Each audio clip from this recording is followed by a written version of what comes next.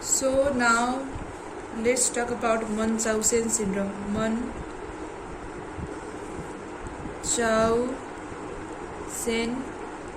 syndrome, also known as factitious disorder. Monsausen syndrome or factitious disorder. So it is defined as the intentional falsification of symptoms or injury and past history and fabrication of physical signs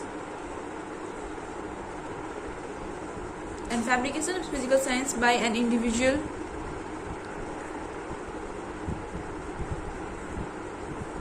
with the primary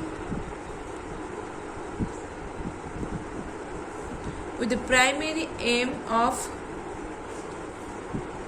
obtaining medical attention and care.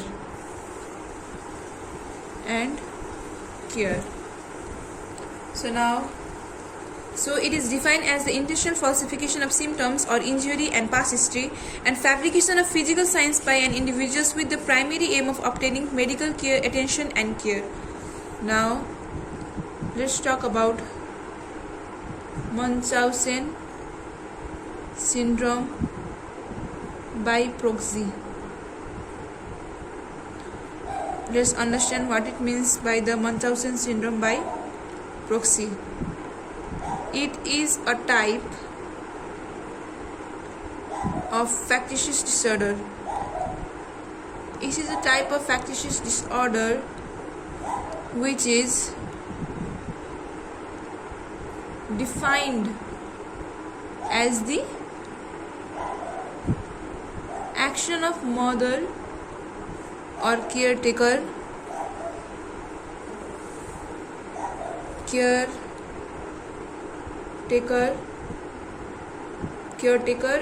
it is a type of factitious disorder which is defined as the action of mother and caretaker who inflicts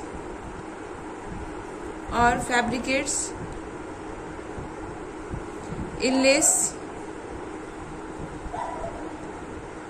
on an infant or small child in an attempt to gain sympathy and attention, to gain the sympathy and attention for both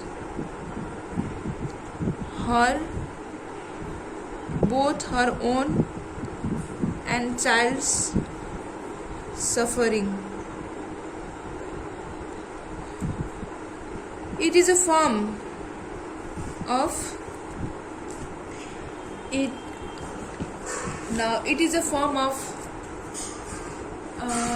emotional child abuse in that child.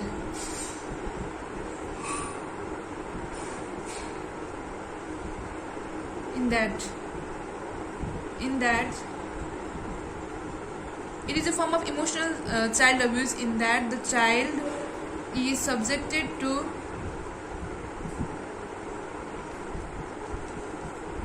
unnecessary medical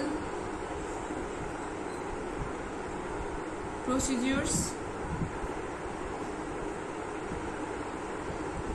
hospitalizations and treatment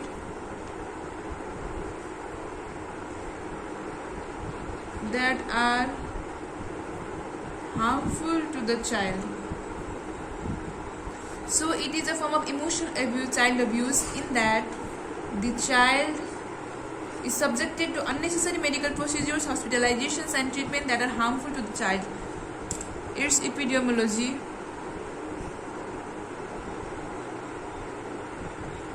is affected children are usually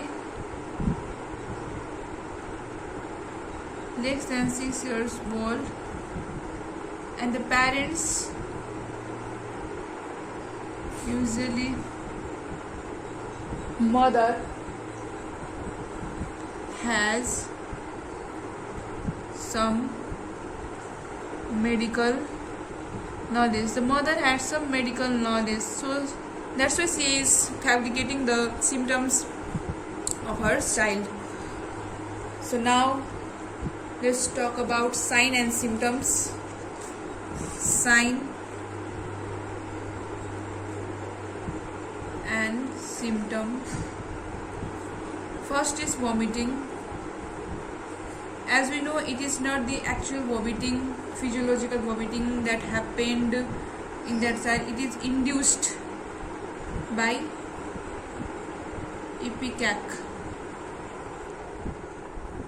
Neither this chronic diarrhea is natural. It is also induced from ingestion of laxatives.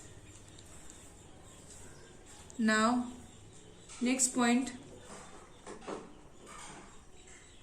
recurrent abscess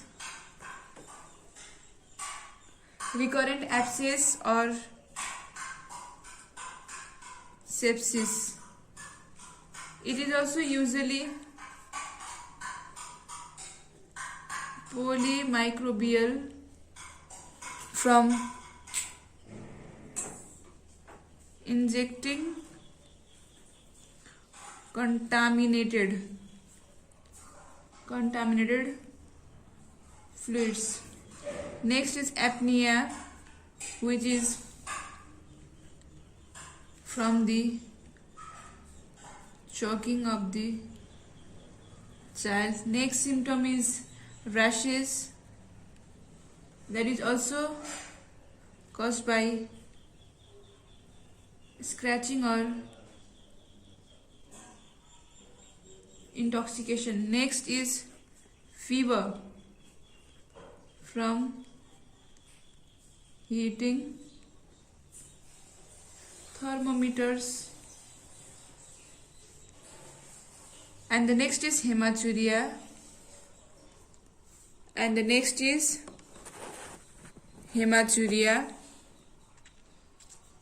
Bloody vomiting or diarrhea. It is falsified by adding blood to urine, vomitus or stool specimen. Now, for the diagnosis,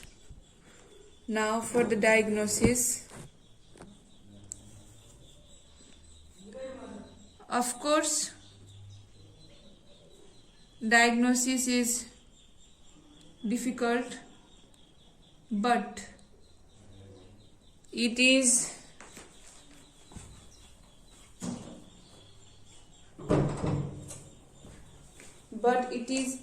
initiated. Although the diagnosis is difficult, but it is initiated by removing child from parent via hospitalization.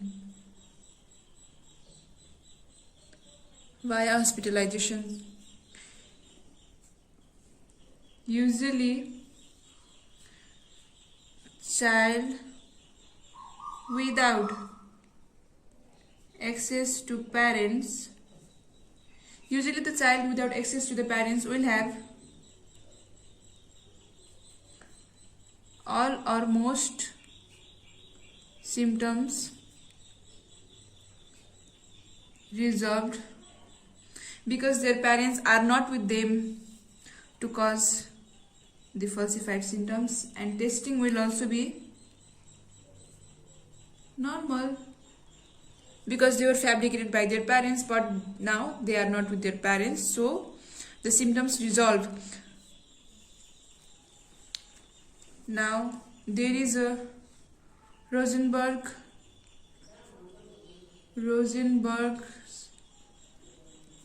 4 diagnostic criteria. Rosenberg's 4 diagnostic criteria. The first one is illness alleged or produced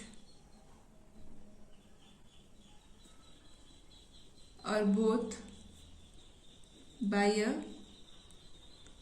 parent. Illness alleged or produced or both by a parent. Next point is repeated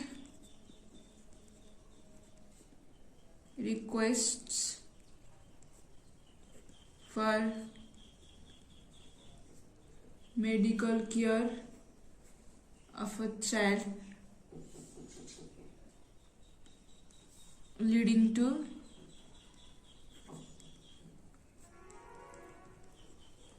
multiple medical procedure. Repeated request for medical care of a child leading to multiple medical procedure. Next point is parent denial of knowledge of the cause of symptoms.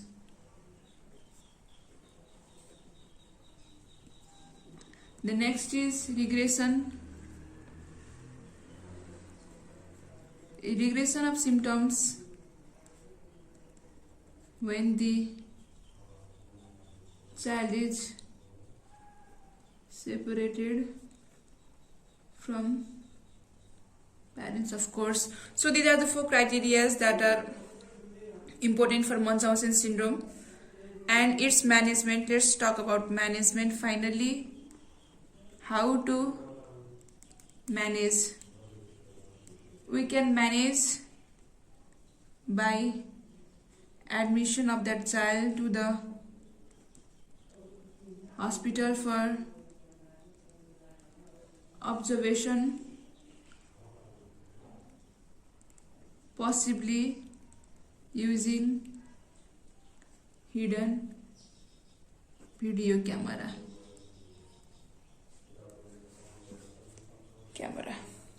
Thank you.